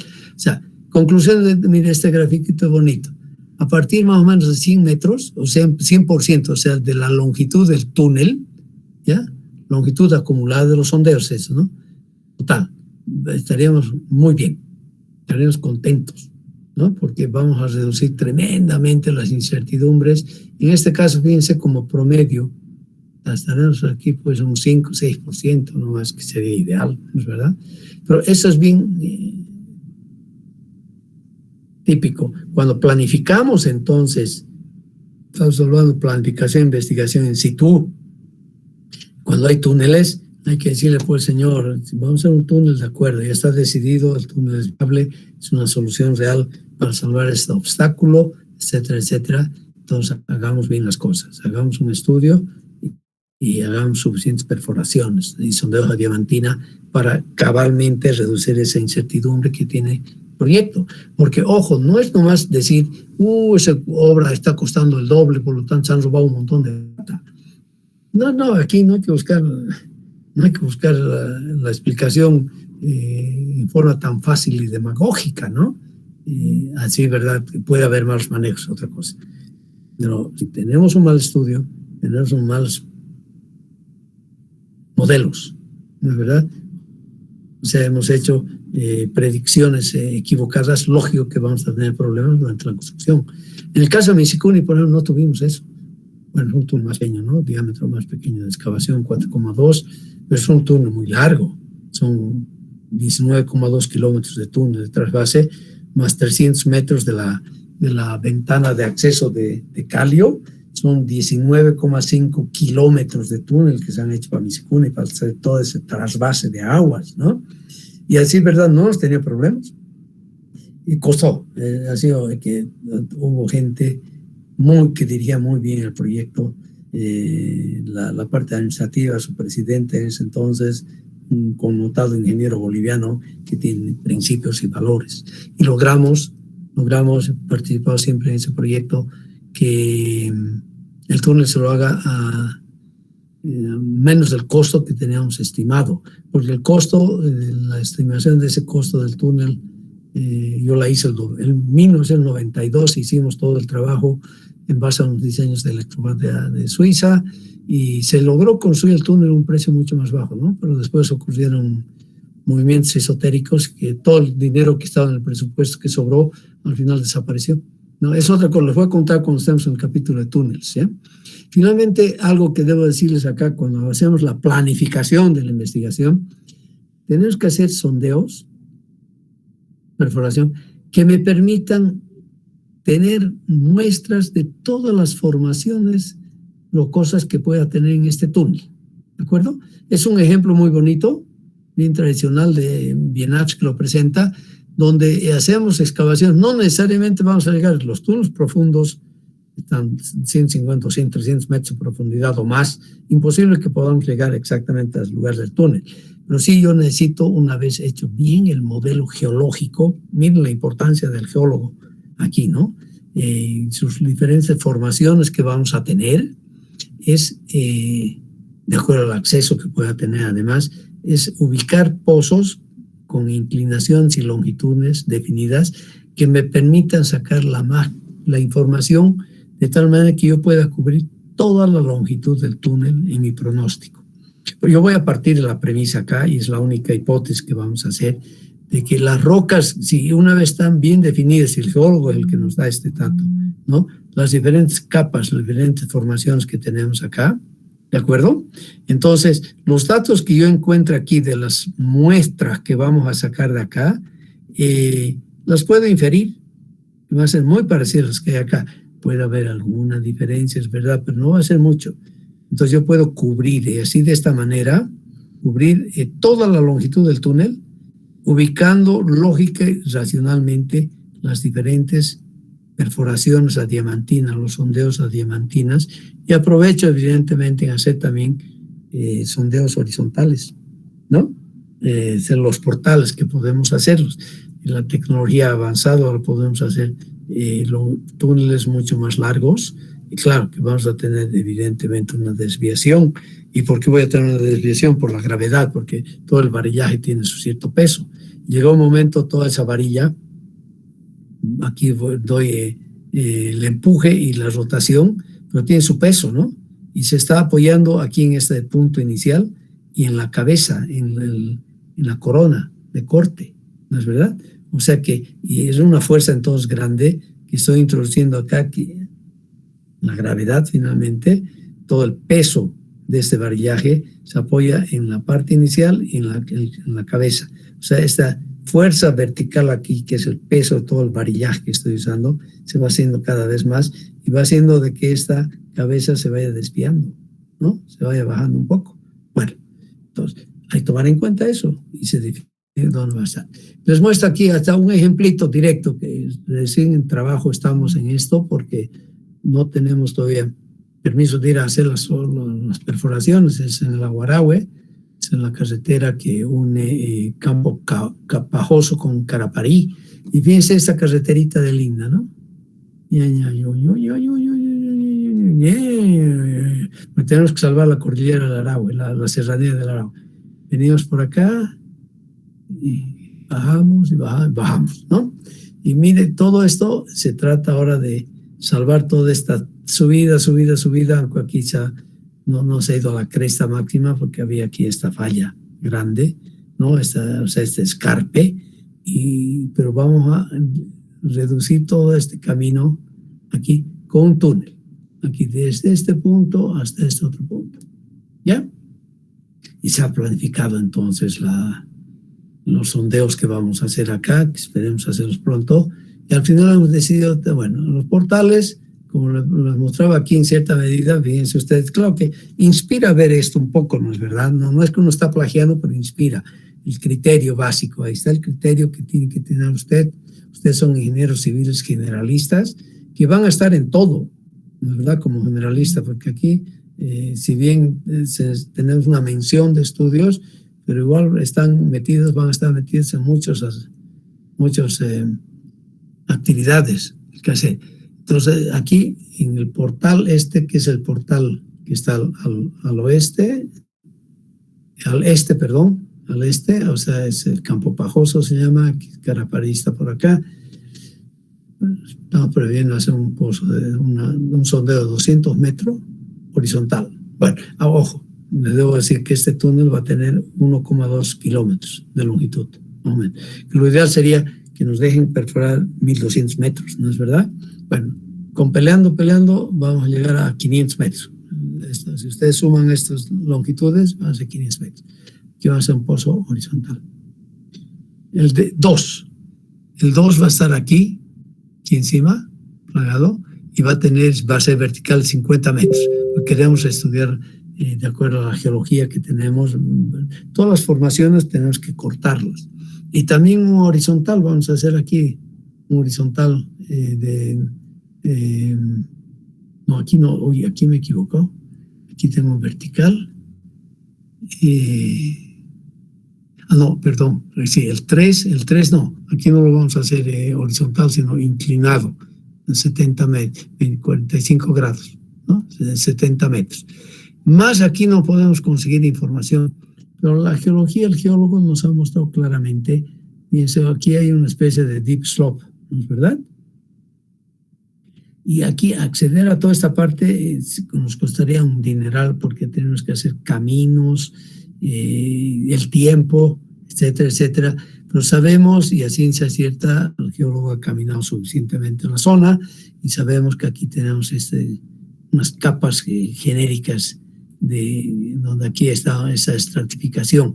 Y aquí hay diferentes capas diferentes de roca.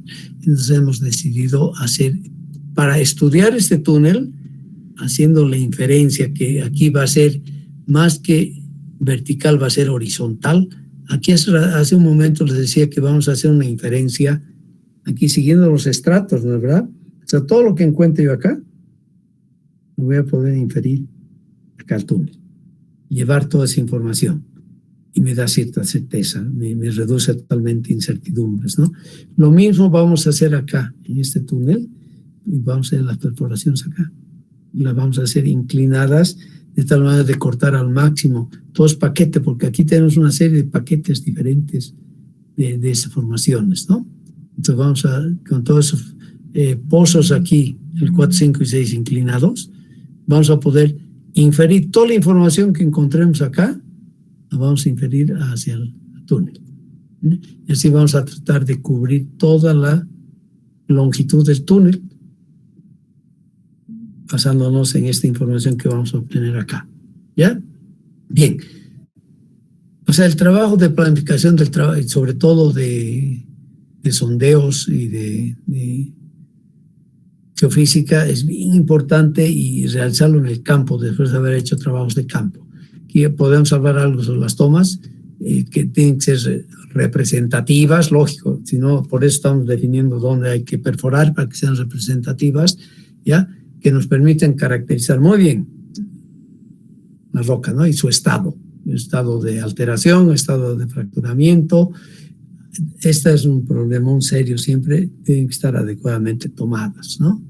Y tenemos que tener realmente buenos dispositivos, y ahora usamos el RADline, lo que se llama el tomador de muestras, es muy práctico, y además tener las cajas adecuadas, ¿no? Y aquí, parte de mi experiencia les paso. Se hicieron perforaciones cuando se estudió el año 2012, 2013, el proyecto Cachuela Esperanza en el río Beni, el norte del país, ¿no? Noroeste del país. Y noreste. Usaron cajitas de madera, hechas ahí de madera ni siquiera fina, ¿no? Y almacenaron ahí las muestras, y fuimos a los 6 meses, yo fui a los 6 meses a investigar, a ver un poco más las muestras y a revisar el estudio geotécnico, las obras que se iban a hacer para el proyecto hidroeléctrico de Cachuela Esperanza, donde había presas, había grandes excavaciones, etcétera. Roca muy competente, es verdad, ¿no? Pues granitos y gneise, donde les decía que encontré una alternancia de granito con gneiss, y gneiss es roca metamórfica del granito, ¿no? O sea que sigo sin entender, nadie me va a poder explicar por qué hay esa intercalación. Mi teoría es simplemente que las condiciones de sedimentación de esas capas, que algunas fueron horizontales o no sé, o tal vez de un volcán, eso, el escudo precámbrico es muy complejo y muy viejo, ¿no? Son 2.000, 3.000 años, 3.000 millones de años que pasó todo eso.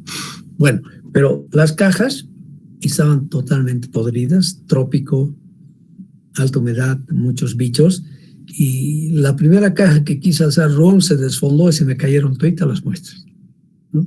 Fue tremendamente difícil poder analizar nuevamente la información que había, porque tal vez fueron adecuadamente tomadas, pero no fueron adecuadamente almacenadas. Ahora tenemos unos recipientes que son de de plástico, no fabricamos en Bolivia, traemos del Perú, que sí me ofrecen mucha garantía, ¿no? Que no se va a podrir la madera y se van a... Porque las muestras hay que mantenerlas, si es posible, en sitio de obra durante la construcción de toda la obra y después guardarlas.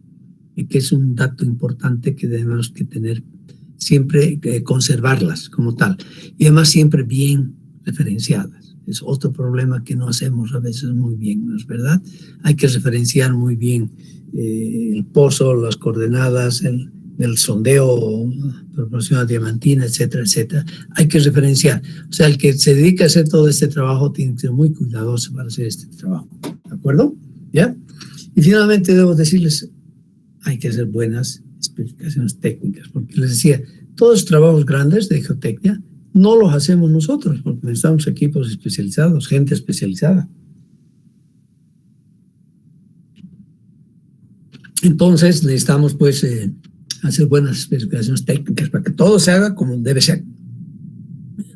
Es una recomendación que les doy, ¿ya? Y aquí en el país es recomendable, evidentemente, usamos las guías de la Administradora Boliviana de Carreteras. También para presas, ¿no?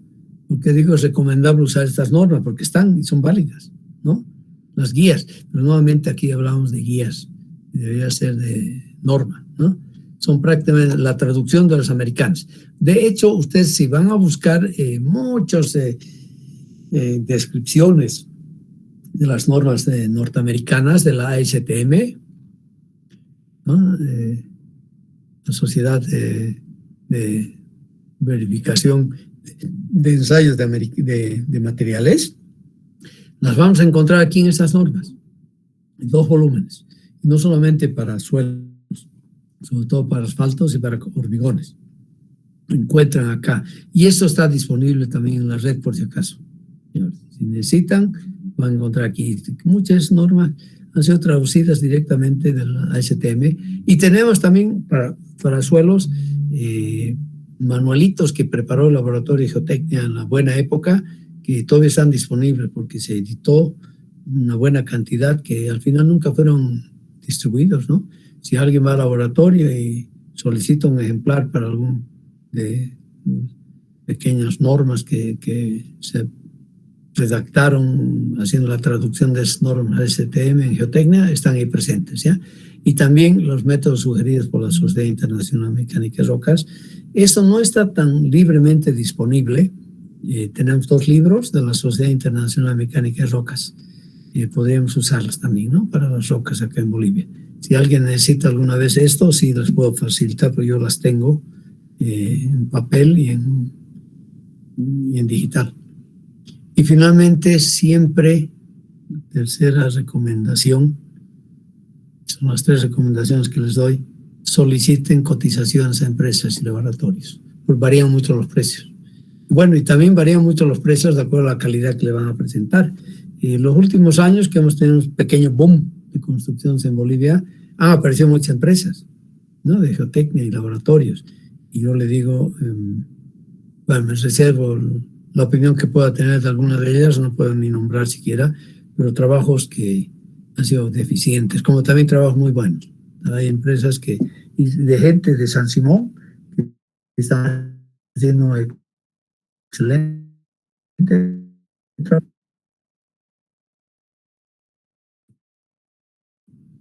Ok, después vamos a ver un poco más, estaba hablando sobre todo hasta ahorita de la planificación, diseño y planificación, ¿no es verdad? Tenemos que volver al tema después, vamos a tener que volver. Pero empecemos ahora con el trabajo y hemos hecho, a ver, resumiendo un poquito, recogemos toda la información disponible que pueda tener IGM, Geobol, lo que ahora se llama Sergio Tecmin, la Fuerza Aérea en su instituto de aerofotogrametría. Ahora es mucho más fácil que no tengo que pedir a nadie fotos satelitales, la Landsat. Hay fotos muy buenas también de la Agencia Espacial Europea, ¿no? Las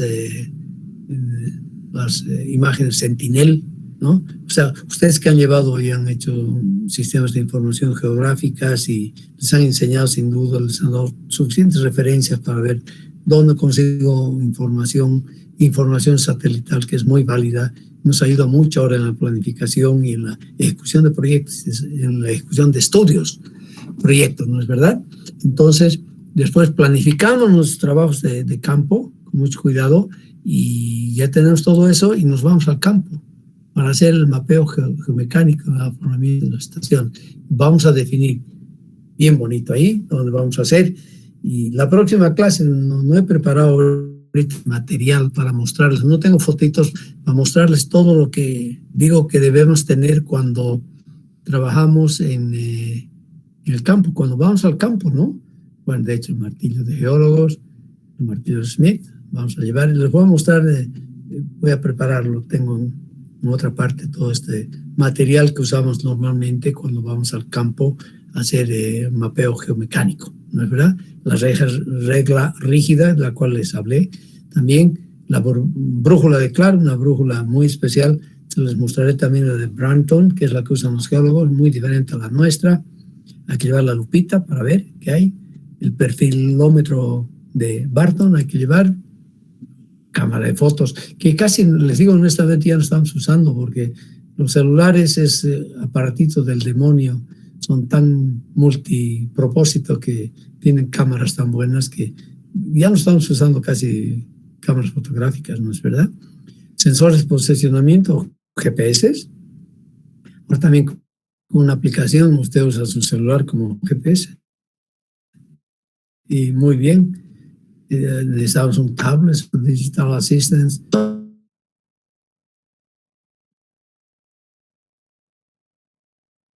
Todo lo que podemos poner ahí para anotar, para guardar, ¿no es verdad?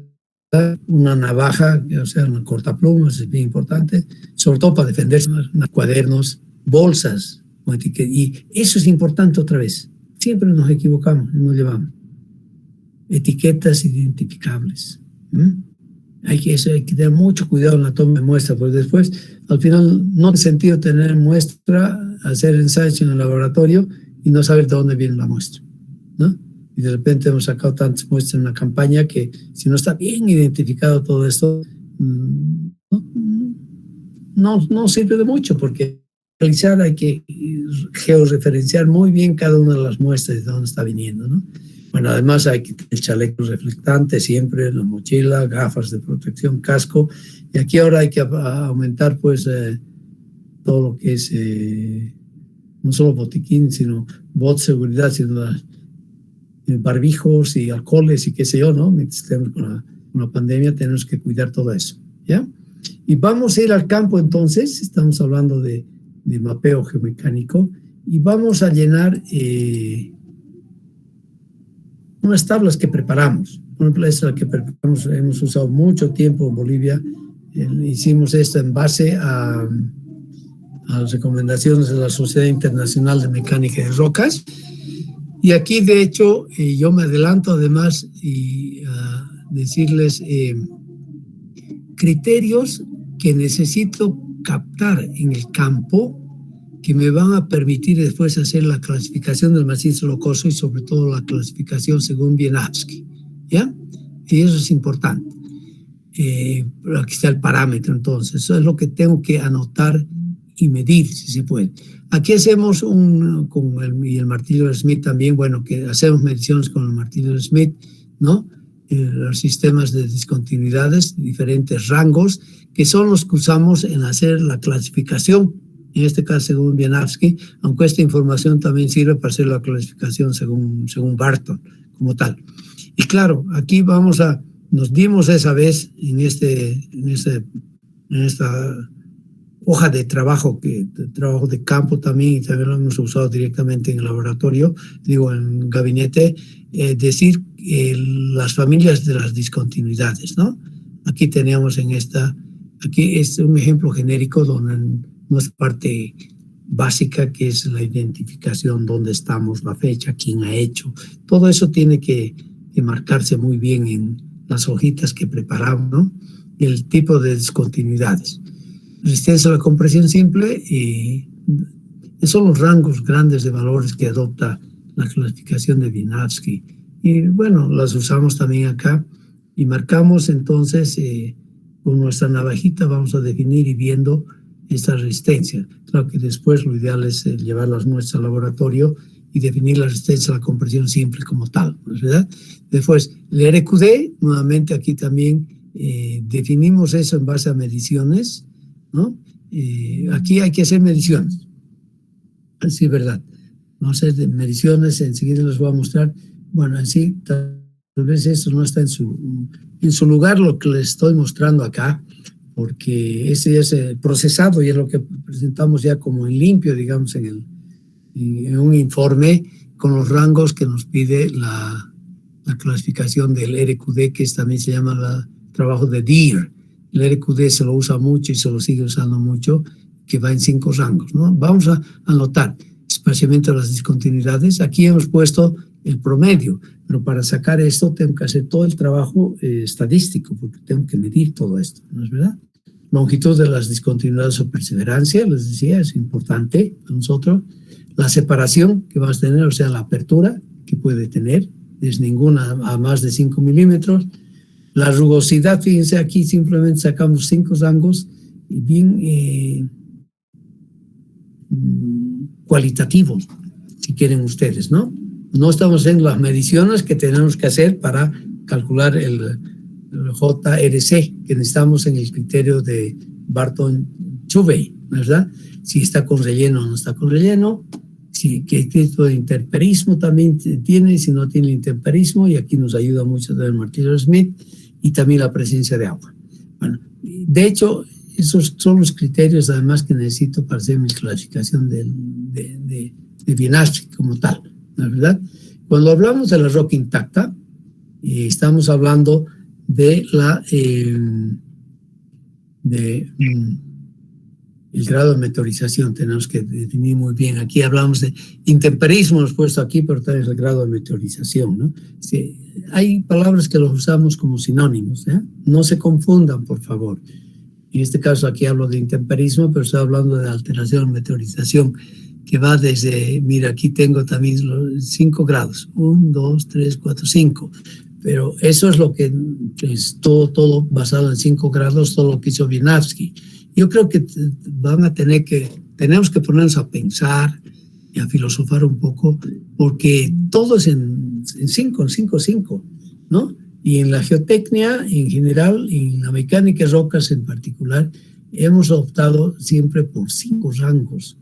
Y también en análisis de comparación, análisis de optimización, el sistema Likert, por ejemplo, en encuestas, siempre estamos usando 5 grados, 5, ¿no? Y aquí se mantienen 5, aunque las recomendaciones, por ejemplo, para ver el grado de alteración, intemperismo, meteorización, que eso es propuesto por la Sociedad Internacional de Mecánica de Rocas, ¿ah? También ellos están hablando de 5. Pero también tenemos el otro sistema que tiene 6. No le coloco acá. Bueno, entonces nos mantenemos con 5, ¿no? Los diferentes grados de meteorización. Es una roca completamente sana a completamente meteorizada. Aquí es un suelo, no es un suelo residual como tal. Todo esto, por favor, y aquí está la referencia muy bien, les he mandado el libro de Ramírez Orenguren, Mecánica de Rocas, capítulo 6, ¿ya? Ahí van a revisar todo eso, capítulo 6.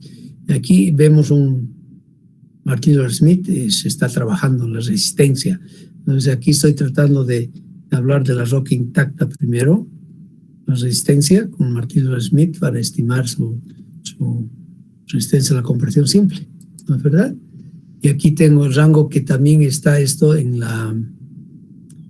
el programa RockLab como tal, ¿no? Y lo bonito de esta tabla es de que además me da una identificación de campo para definir dónde estoy con mi resistencia a la compresión simple. Evidentemente decía, la navaja es bien importante, bueno, navaja y martillo hacemos, porque puedo definir, cuando tengo la navaja la uso sobre todo hasta la clase media, o sea, no se puede cortar con una navaja, digamos la R3, que tiene una resistencia a la compresión simple de 25 a 50, ¿no? Y se rompe con martillo. Aquí ya no puedo usar, pero la navaja ya no puede cortar. Aquí se puede cortar con dificultad una navaja, ¿no es verdad? Se puede marcar marcas profundas, surcos profundos, ¿no? Con la navaja, y fuerte en la roca con punta de martillo la puedo descalichar también. Bueno, estas referencias siempre las usamos en el campo para tener la primera estimación. Esa es una primera estimación que después la superamos y la mejoramos haciendo los ensayos de compresión simple en el laboratorio como tal. Esta parte es fundamental. Yo creo que lo principal casi del trabajo que podemos hacer en campo es trabajar sobre las discontinuidades y sacar como tercer parámetro importantísimo la dirección de enfusamiento. Una dirección de enfusamiento que lo hacemos con la brújula de Clark, que es totalmente diferente a la brújula de Branton que usan los geólogos. Y aquí que lo que hacemos básicamente es medir dos ángulos principales, ¿no? Y para eso usamos la brújula, o sea, el campo magnético que tiene la Tierra, ¿no es verdad? Definitivamente, tomando en cuenta que tenemos que después aplicar la corrección por la declinación que tiene el campo magnético respecto al campo geográfico. Pues tenemos dos nortes, si quiere usted. Tenemos arriba, si tengo aquí el redondito, la Tierra, el norte, que es el norte geográfico, y el norte magnético, donde hay una desviación, que se la calcula, además que es variable. Tenemos que entrar allá. Los americanos tienen toda esa disposición en la red ahora, y los mapas del IGM, por ejemplo, mantienen en la época en que fue confeccionado ese mapa, ¿no? Nos da más o menos la desviación del norte magnético en grados, que es lo que medimos aquí en grados. Con este vamos a medir unos ángulos horizontales, ¿de acuerdo? Aquí está de 0 a 360 grados. Y con esta otra pequeña roseta acá, medimos los ángulos verticales, o sea, el enfusamiento como tal, ¿verdad? Y aquí no nos vamos a equivocar nunca en esta medición. Ahora son electrónicos estos aparatitos, tan caros.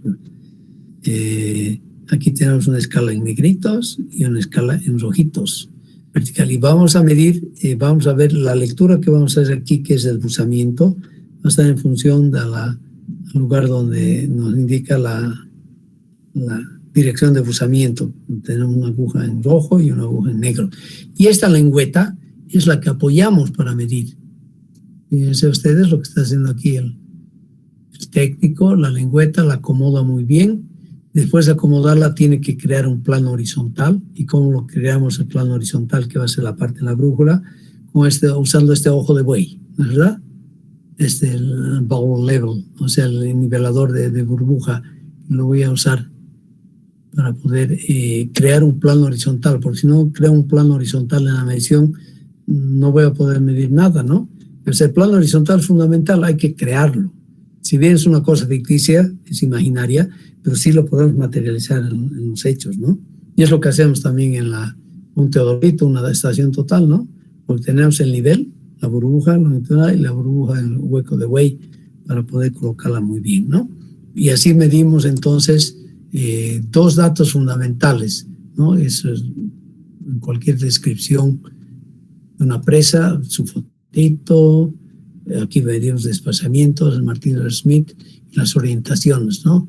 Los diferentes planos. Aquí por lo menos solamente midieron dos, ¿no? Beta y beta. Bueno, y después vamos con el espaciamiento. Pues voy a volver a esto. Yo les propongo, aquí nos quedamos y la próxima clase vamos a continuar. Vamos a volver a repasar todo desde aquí, porque este orden que estoy viendo ahorita no está didáctico, está muy confuso.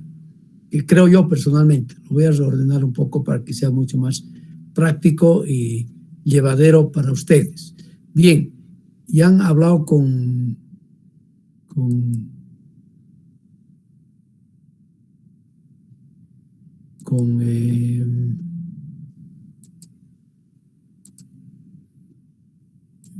Micaela. El viernes vamos a tener las clases entonces, y conmigo va a ser hasta la próxima semana. lean el capítulo 6, por favor, del libro de Oronguren, ¿ya? De la mecánica de rocas, ¿ya?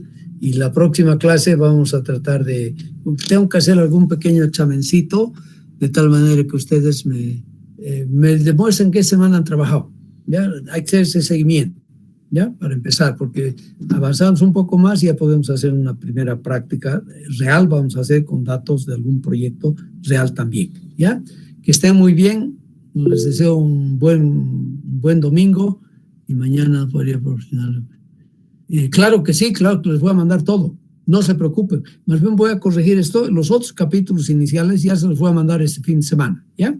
Los voy a mandar, con mucho gusto, todo es para ustedes, yo no me guardo nada, ¿no? Y ustedes saben que finalmente uno lleva tiempo presentar, hacer, aclarar cosas para poder estar con ustedes, y eso es un tema tremendo, todavía no está dilucidado ni en San Simón. ¿Quién tiene derechos de autor? Dice que, pero eso es para ustedes, o sea que los voy a mandar con mucho gusto, les mando, les pongo a disposición de ustedes, ¿ya? Alguien pidió, les respondo que sí, que van a tener, ¿ya? Ok, les deseo un buen domingo y una buena semana fructífera y que estudien mucho y sobre todo que se porten bien, que sean ordenados, estudiosos y buenos en la casa también, que ayuden en algo en la casa. No es nomás estar sentadito y estoy estudiando mamá y no ayudar a la mamá en hacer algo, ¿no? Por ejemplo, en lavar los platos. ¿No les parece, muchachos? La mayoría de ustedes aquí todavía tenemos mucha gente, son varones, entonces hay que ayudar en algo en la casa, siempre hay que ayudar. No, si es que viven todavía, tienen la suerte de vivir con la familia, pero para mí es una suerte, yo creo, ¿no? Antes que vivir, algunos deben vivir también, aunque muchos están con la familia ahora, ¿no? Pocos están viviendo independientemente en algún cuarto, ¿no? Les deseo que les vaya muy bien entonces y nos vemos la próxima semana, ¿ya? Les voy a mandar a través del WhatsApp o a través del Classroom, del Meet Room, les voy a mandar entonces las proyecciones, con mucho gusto, ¿ya? Que tengan una buena tarde entonces, hasta luego a todos. Hasta luego, Inge. Hasta luego, Inge.